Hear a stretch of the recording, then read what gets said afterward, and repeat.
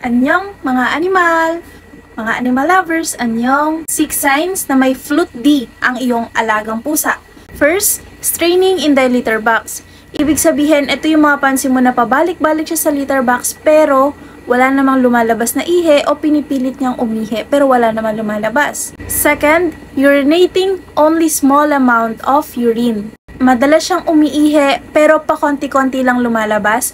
Madalas din siyang pabalik-balik sa litter box, may nilalabas man pero kukonting ihi lang. Which is hindi naman yun common sa normal amount ng ihi niya.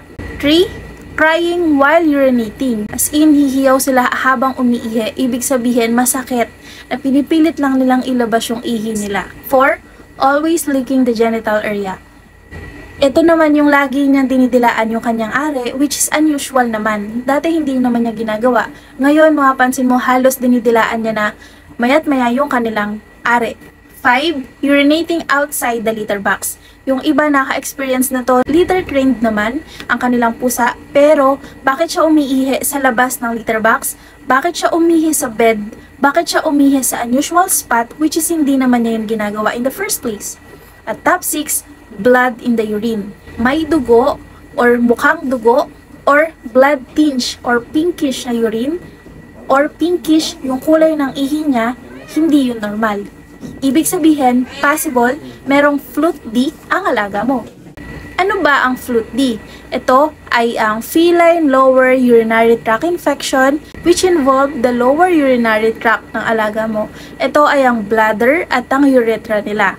Ang pinaka-common na nagkakaroon na to ay ang mga male cats. Bakit mas common sa male cat itong flute D, itong sakit na to? Dahil mas maliit or mas narrow size ang urethra ng male cat.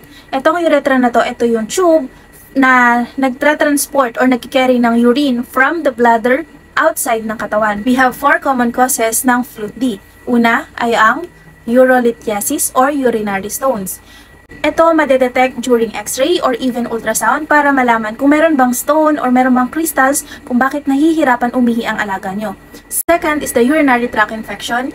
Usually, maraming nagkakos ng UTI sa ating alaga. We have bacteria, we have fungi, even virus pwedeng mag-cause ng urinary tract infection. Although, bacterial infection are the most common na pwedeng mag-cause ng UTI sa ating mga alaga, pero they are relatively rare. So, hindi ibig sabihin na hirap umihi, UTI na agad. Mostly, mas na-encounter ng mga older female cat itong UTI, unlike sa mga younger cats. Bakit? Kasi masyadong acidic yung urine ng mga younger cats na pwede nilang mapatay itong infection na to. Pangatlo ay ang urethral obstruction. Itong cause na to ang pinakadelikado sa lahat. Bakit? Kasi nasabi ko kanina ang urethra ang tube kikarry ng urine from bladder outside ng katawan. Kung ang urethra ay merong nakabara doon, ibig sabihin hindi makapag-pass through ang ihe palabas. Tendency, kung hindi mailalabas ng katawan ng ihe, saan siya pupunta? Pwedeng mag-ipon lang siya doon sa mismong pantok or mismong bladder. At kapag hindi na kaya ng bladder ma-hold yung mga ihe na hindi mailabas, it will move back to kidney. And kapag yung ihe andun na, bumalik na sa kidney, the kidney will fail. And then, toxins build up in the blood and electrolyte imbalances will occur. And definitely, within 24 to 48 hours, pwedeng mamatay ang inyong alaga. Ganun kadelikado, and ang pinaka-sign kapag may urethral obstruction, pabalik-balik ang pusa mo sa litter box, hindi siya mapakali, kahit pinipilit niyang iire, wala talagang ihing lumalabas, even blood in the urine, walang lumalabas, that's the time delikado ang iyong alaga. Kailangan mo siyang dalhin in the nearest veterinary clinic agad-agad para makateter. And 4, potential stressors such as environmental factors. Ito naman yung mga possible stress na pwedeng mag-cause sa inyong alaga. Ito ay yung mga paglipat ng bagong bahay, masyadong madami sa isang household, multi-cat household, masyado silang madami. Meron dapat amount ng litter box per cat. Possible, meron kayong change sa routine nila na pwedeng mag-cause ng stress sa ating mga alaga, which may cause flute D sa ating alaga. Ano-ano naman ang pwedeng gawin para maiwasan na magkaroon ng flute D ang ating alaga? So, kung ang inyong alaga ay nagka-history or na-diagnose na ng inyong veterinarian na flute D, ibig sabihin, higher chances pwede itong maipasa sa kanilang mga anak. So, advisable na wag na sana natin silang i-breed. Pangalawa, make sure to provide readily available water. At kung ayaw nilang uminom ng tubig, you can add some water on their food. At the same time, pwede kayong mag-force feed through syringe feeding ng water para sa ating alaga. Pangatlo, be mindful of the food na ino-offer nyo sa inyong alaga. Mas okay na iisa lang yung brand ng food na pinapakain nyo. And kung alam nyong mauubos na yung pagkain nila the next day, make sure na mag-restock na kayo ng food para hindi pa iba-iba. Pang-apat, you should provide clean and healthy environment on your cats. Kung marami silang cats sa bahay, make sure na enough yung litter box, enough yung water, enough yung mga food resources nila sa inyong bahay. Ang 5, healthy weight.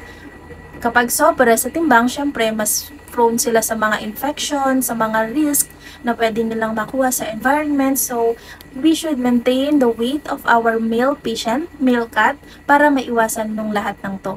And of course, we will run series of tests para malaman kung ano nga ba ang nagkakos, kung bakit hirap umihi ang alaga nyo, bakit may blood yung urine. We will be doing some blood tests. Of course, definitely x-ray para malaman kung may urinary stone, even ultrasound para malaman kung anong meron sa bladder nila. And of course, we will check the urine para malaman yung pH level, kung sobra bang acidic yung kanilang ihi or hindi, para malaman kung meron bang bacteria sa kanilang ihi. At pangatlo, para malaman kung anong type ng crystals ang possible na nagbabara ng inyong alaga. Maraming type yan ng mga crystals, pero meron dyang common na crystals na nakikita at fortunately, ito ay pwedeng madaan para ma-dissolve yung mga crystals na yon para makaihi sila ulit. Kung talagang hindi na makaihi ang inyong alaga, sobrang blockage na hindi na kaya makatheter, may mga surgery na pwedeng gawin sa inyong alaga. Pero tandaan nyo, once na na-diagnose ang inyong alaga ng Flute D, may possibility na pwede yan bumalik ulit.